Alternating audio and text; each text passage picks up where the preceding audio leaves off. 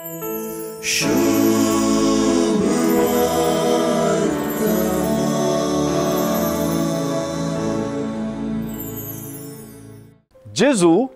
आपल्या शिसांक मिसावाक धाडताना दिवचे विविध आदेश स्पष्टताय आणि निर्दिष्टताय आटापतात. पयल्यांत पयलें जेजूचे आपोस्तल जेजूच्याच मिसावाचो आरसो जातात.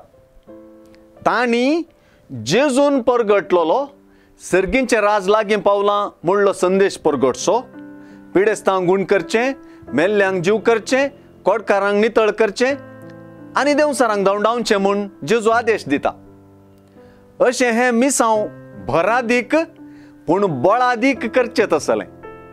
हे दिशेन जेजूय तांकां सक्तीभरीत अधिकारांनी भरता. दुसऱ्यान मिसावान वेच्यांनी वापारीचे जल्ली चाली जेजू स्पश्ट करता. ती एके रितीन पळयल्यार रितेपणाची चाल. एकडच्यान ती फुंक्याक लाभलेलें सुवार्थेचें देणें फुंक्याक वांटची तर आनी एकडच्यान वावरड्याक आपली मोजुरी फावो म्हणल्यार उतरां बराबर मिसावांक धाडलेल्याचेर आनी सुवार्ता स्विकार केल्ल्यांचेर आदारून जियोवची. आनीकी महत्वाचें म्हणले परी ह्या मिसावांत उदेव्यत जाल्ल्यो प्रतिक्रिया जेजू शिसांक पयलेंच प्रवादी रितीन सांगून दिता.